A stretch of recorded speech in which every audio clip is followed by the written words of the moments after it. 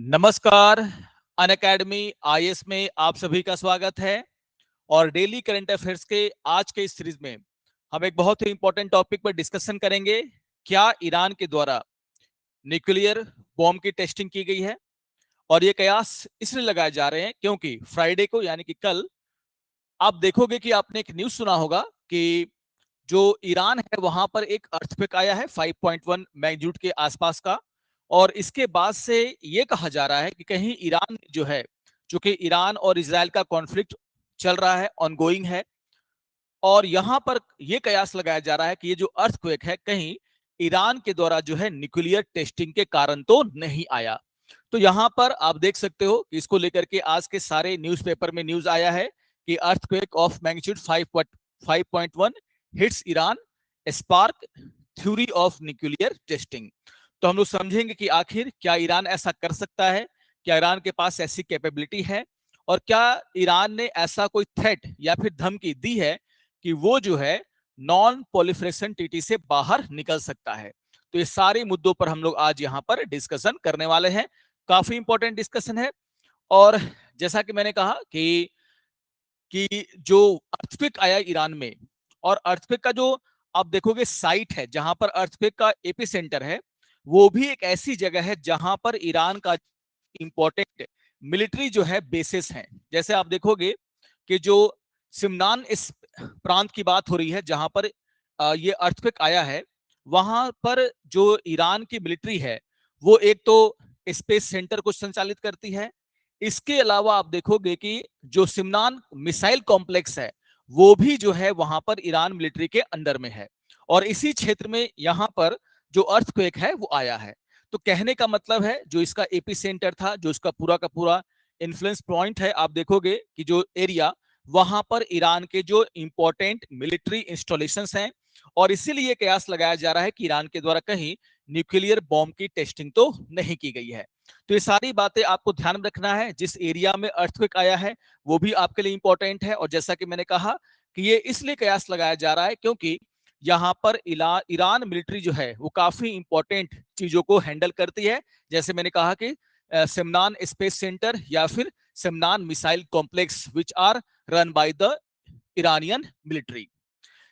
तो इन सभी मुद्दों पर हम लोग चर्चा करेंगे। और सबसे इंपॉर्टेंट है कि क्या जो नॉन प्रोलिफरेशन टीटी है उसका सदस्य है ईरान, और क्या ईरान ने कभी धमकी दी है कि वो एनपीटी से बाहर निकल सकता है। तो आगे इन सभी मुद्दों पर चर्चा की जाएगी, लेकिन कुछ इंफॉर्मेशन है जिसको कि आपको ध्यान में रखना है। अगर आप बीपीएससी या फिर यूपीएससी की तैयारी कर रहे हैं और आप हमसे जुड़ना चाहते हैं, तो आपके लिए एक बहुत ही सुनहरा मौका है। हमारा जो ऑफलाइन सेंटर है पटना का, वहां पर जो है 1 जुलाई से यूपीएससी और बीपीएससी की नई बैच शुरू हो रही है। तो आप इस बैच को ज्वाइन कर सकते हैं। अपने यूपीएससी और बीपीएससी का जो भी तैयारी है उसको आप हमारे साथ शुरू कर सकते हैं। आपको ये भी ध्यान में रखना है कि एडमिशन लेने पर जो है आपको 35% तक का छूट यहाँ पर प्रोवाइड किया जाएगा। तो ये सारी इंपॉर्टेंट बातें आपको ध्यान में रखनी है। इसके अलावा हमारा जो अनअकैडमी का वेबसाइट है वो आपके लिए काफी सारे चीजें जो है लेकर के आया है। हम काफी चीजें यहाँ पर अवेलेबल हैं जिसका हर एस्पिरेंट जो है वो फायदा उठा सकता है। जैसे आप अगर हमारे वेबसाइट पर विजिट करते हैं तो आपको जो मंथली मैगजीन है, चाहे वो हिंदी में हो या इंग्लिश में हो, वो आपको मिल सकता है। अगर आप देखोगे पिछले वर्षों के जो प्रश्न पत्र हैं वो आपको मिल सकते हैं। अगर आप देखोगे कि एनसीईआरटी के नोट्स और जो समरी है वो भी आपको यहाँ पर अवेलेबल हैं। तो बस आपको विजिट करना है अनअकैडमी के वेबसाइट पर, जहां से आप इन सभी चीजों का लाभ उठा सकते हैं। इसके अलावा अगर आप नेक्स्ट ईयर यूपीएससी का एग्जाम देने वाले हैं तो आपके लिए एक और खुशखबरी है कि हमारे द्वारा जो है प्रीलिम्स और मेंस को ध्यान में रखते हुए सॉरी तो मेंस और प्रीलिम्स को ध्यान में रखते हुए जो है टेस्ट सीरीज शुरू किया गया है। और यहां पर ये जो आप 1 जुलाई से इसे भी ज्वाइन कर सकते हैं। तो चाहे वो प्रीलिम्स टेस्ट सीरीज हो चाहे वो मेंस टेस्ट सीरीज हो, दोनों को यहां पर शुरू किया गया है। और आप फीस यहां पर देख ही सकते हैं, काफी कम है, आप इसको भी ज्वाइन कर सकते हैं। तो ये 3 बड़ी खबरें हैं जो कि आपको ध्यान में रखनी है। आइए अब हम बढ़ते हैं आगे अपने न्यूज की तरफ। और जैसा कि मैंने कहा कि जो अर्थक्वेक आया है ईरान में वो एक पूरे के पूरे थ्योरी को जन्म दे रहा है कि कहीं ईरान के द्वारा न्यूक्लियर बॉम्ब की टेस्टिंग तो नहीं की गई है। अब आप देखोगे कि सबसे इंपॉर्टेंट ये है कि अभी कुछ दिनों पहले ही ईरान के द्वारा जो अभी कॉन्फ्लिक्ट यहाँ पर इजराइल और ईरान का शुरू हुआ है। आप देखोगे ईरान ने खुले तौर पर जो है धमकी दी है पूरे वर्ल्ड को कि अगर जिस तरीके से हमले किए जा रहे हैं ईरान के ऊपर, जिस तरीके से उनके न्यूक्लियर साइटों पर हमला किया, मिलिट्री बेसिस पर जो है इजराइल के द्वारा हमला किया, अमेरिका जिस तरीके से उसको धमकी दे रहा है, तो वो क्या करेगा, वो जो है जो नॉन पॉलिफरेशन न्यूक्लियर वेपन्स है ना, जिसको हम लोग बोलते हैं क्या, एनपीटी है ना, treaty on the non proliferation of nuclear weapons है ना, तो नॉन पॉलिफरेशन ट्रीटी के नाम से जाना जाता है, उससे ईरान जो है बाहर निकल जाएगा। और इससे बाहर निकलने का मतलब है कि ईरान जो है अपनी सुरक्षा के लिए क्या कर सकता है, न्यूक्लियर टेस्टिंग भी कर सकता है और न्यूक्लियर हथियारों को अपने पास रख भी सकता है, उसके सेल्फ डिफेंस के लिए वो उसका यूज भी कर सकता है। तो खबर यही आई थी कुछ दिनों पहले, आपने ही पढ़ा होगा कि यहां पर जो उनका पार्लियामेंट है इस बात पर विचार कर सकता है कि क्या ईरान को जो है एनपीटी से बाहर निकाल लिया जाए इस कॉन्फ्लिक्ट को देखते हुए। अब सबसे इंपॉर्टेंट है कि आखिर एग्जाम पॉइंट ऑफ व्यू से कि आखिर ये न्यूक्लियर नॉन प्रोलिफरेशन ट्रीटी है क्या, एनपीटी है क्या, है ना। तो आप देखोगे कि सेकेंड वर्ल्ड वॉर के बाद जिस तरीके से पूरी दुनिया में न्यूक्लियर टेस्टिंग की होड़ मची हुई थी, न्यूक्लियर टेक्नोलॉजी हासिल करने की होड़ मची हुई थी, सभी जो बड़े देश है वो चाहते थे कि न्यूक्लियर बम उनके पास हो। कहीं ना कहीं आप देखोगे इसने एक ट्रीटी को जन्म दिया जिसमें अमेरिका का भी बहुत बड़ा योगदान है। और आप देखोगे कि 1968 आते आते 1968 में एक ट्रीटी पर कुछ देशों ने साइन किए और जिसको हम लोग क्या बोलते हैं, नॉन पॉलिफरेशन ट्रीटी है ना। और आप देखोगे कि ये 1970 में जो है लागू हुआ, 1968 में sign in 1968 and enter into force in 1970। तो आप देखोगे ये एक इंटरनेशनल ट्रीटी है जो ये कहता है कि जो भी देश इस ट्रीटी को साइन करेंगे वो आगे जो है कभी भी न्यूक्लियर टेक्नोलॉजी को हासिल करने का प्रयास नहीं करेंगे, ना ही अगर उनके पास ये टेक्नोलॉजी पहले से है तो उस टेक्नोलॉजी को किसी को जो है देने का प्रयास करेंगे। तो कहीं ना कहीं ये जो है दुनिया में जो भी इसके सिग्नेचरी कंट्रीज हैं उनको ना तो न्यूक्लियर टेस्टिंग करने देता है, ना ही गलत तरीके से जो है ऐसे देशों को जो इसका गलत इस्तेमाल कर सकते हैं उनको न्यूक्लियर टेक्नोलॉजी देने की बात करता है। तो सबसे इंपॉर्टेंट ये है कि जिस तरीके से spread of the nuclear weapon, ये किस लिए बनाया गया था, to prevent the spread of the nuclear weapons and technology and promoting cooperation in peaceful use of nuclear energy as well as disarmament, है ना। तो यहां पर आप देखोगे किस तरीके से न्यूक्लियर टेक्नोलॉजी का जो पीसफुल यूज किया जा सके, मानवता की भलाई के लिए यूज किया जा सके और इसे गलत हाथों में पड़ने से रोका जाए, इसके लिए इसका क्या था, मेन मकसद था। अब यहां पर आप देखोगे कि यहां पर जो ट्रीटी है वो किस तरीके से न्यूक्लियर स्टेट को डिफाइन करती है, ये भी आपके लिए ध्यान में रखना बहुत ही जरूरी है।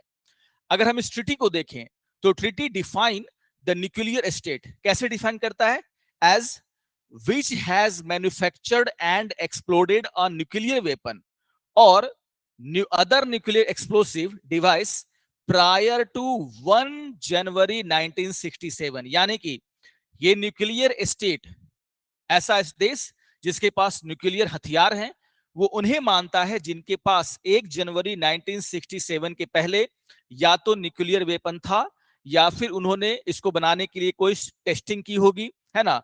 तो उसे ये क्या बोलता है कि वो क्या माने जाएंगे, न्यूक्लियर स्टेट। और आप सभी जानते हैं कि 1 जनवरी 1967 तक दुनिया के कुछ ही देश जिसमें यूएस शामिल है, यूके शामिल है, फ्रांस शामिल है, सोवियत यूनियन जो कि अभी आज का रसिया है, और चाइना, आप इत्तेफाक से देखोगे यही P5 कंट्री हैं जो कि यूएन में क्या है, परमानेंट मेंबर भी हैं।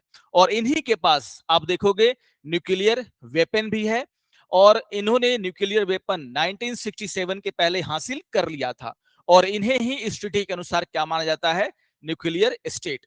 और इनके ऊपर जिम्मेदारी दी गई कि ये देखें कि जो न्यूक्लियर जो वेपन है वो दुनिया में फैले नहीं, उसका गलत इस्तेमाल ना हो। तो कहीं ना कहीं आप देखोगे सबसे पहले आपको ध्यान में रखना है कि आखिर ये नॉन पॉलिफरेशन ट्रीटी होता क्या है। अब दूसरी बात यह है कि आखिर किन देशों ने इसको साइन किया है।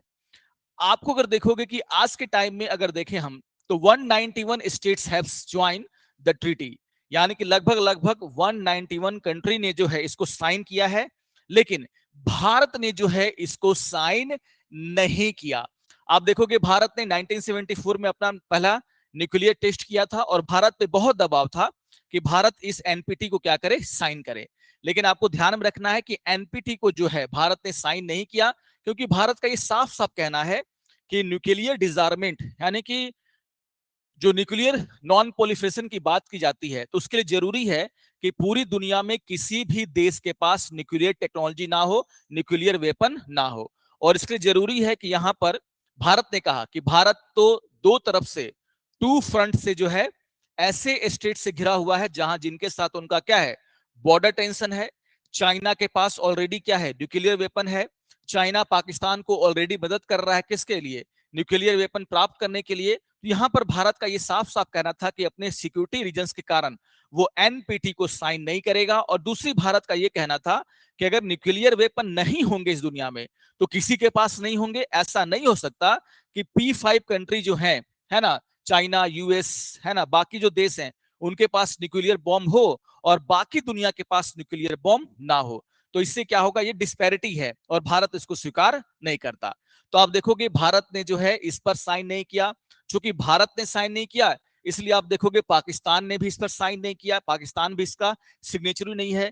इसके अलावा देखोगे आप इजराइल, जिसके पास ऑलरेडी न्यूक्लियर वेपन्स हैं, उसने भी जो है इसको साइन नहीं किया है। नॉर्थ कोरिया ने इसको साइन किया था 1985 में, याद रखिएगा। North Korea is a part of NPT in 1985। लेकिन आगे चल करके आप देखोगे कि 2003 में जो है उसने क्या किया, इस ट्रीटी से अपने आप को विड्रॉ कर लिया। क्योंकि ऑलरेडी आपको पता है कि नॉर्थ कोरिया भी न्यूक्लियर वेपन पाने का क्या कर रहा है, प्रयास कर रहा है। इसके अलावा अगर हम ईरान की बात करें तो आपको ध्यान में रखना है कि ईरान ऑलरेडी इसका क्या है, मेंबर है, सिग्नेचरी है। 1970 में ही, 1970 में ही ईरान ने क्या किया था, इस पर साइन किया था। और याद रखिएगा 1970 की बात हो रही है। और 1979 में क्या हुआ था ईरान में, इरानियन मूवमेंट, यानी कि 9 year before the Islamic revolution Iran ने जो है 1970 में एनपीटी पर साइन किए थे और अभी तक ईरान इससे बाहर नहीं निकला है। खैर, अभी जो टेंशन हुआ है उसमें आप देखोगे कि ईरान साफ साफ कह रहा है कि वो जो है इससे बाहर निकल सकता है, क्योंकि थ्रेट है उसके सामने। इजराइल जैसा थ्रेट है जिसके पास ऑलरेडी क्या है, न्यूक्लियर वेपन होने की बात कही जाती है। अमेरिका उसका साथी है, बहुत सारे पश्चिमी देश उसका साथ दे रहे हैं और वो भी न्यूक्लियर संपन्न है। तो कहीं ना कहीं आप देखोगे ईरान ऑलरेडी कुछ दिनों पहले ही ये बात कह चुका था कि वो जो है एनपीटी से निकल सकता है, बाहर निकल सकता है। और इसीलिए जो वहां पर अर्थक्वेक आया है उसके बाद से आप देखोगे कि ये कयास लगाए जा रहे हैं कि कहीं ईरान ने जो है वहां पर न्यूक्लियर टेस्टिंग तो नहीं की है। तो काफी इंपॉर्टेंट चीज है, आगे जाके क्लियर होगा कि आखिर ईरान ने जो है न्यूक्लियर टेस्टिंग की है या नहीं। बहुत सारे मीडिया रिपोर्ट में साफ साफ कहा गया है कि ईरान ने जो है न्यूक्लियर टेस्टिंग ही की है। खैर, यहां पर आप देखोगे कि जब हम एनपीटी की बात करते हैं तो आपको ध्यान में रखना है कि एनपीटी का जो आर्टिकल 10 है वो ये कहता है कि अगर कोई देश चाहे तो अपने सुरक्षा कारणों से क्या कर सकता है, इस ट्रीटी से बाहर निकल सकता है। तो इस बात को आपको ध्यान में रखना है। एक्स्ट्रा ऑर्डिनरी इवेंट है ना, अगर है तो कोई भी देश इस ट्रीटी से बाहर निकल सकता है। तो ये था हमारा आज का विश्लेषण। आशा करता हूं कि आप सभी को पसंद आया होगा। कुछ ऐसे ही नए टॉपिक्स पर विश्लेषण के साथ मैं रोज आपके सामने प्रस्तुत होता रहूंगा। अगर आपको ये सेशन अच्छा लगे तो जरूर आप इसको लाइक करेंगे, अपने कमेंट हमें देंगे। तो मिलते हैं नेक्स्ट सेशन में, तब तक के लिए नमस्कार और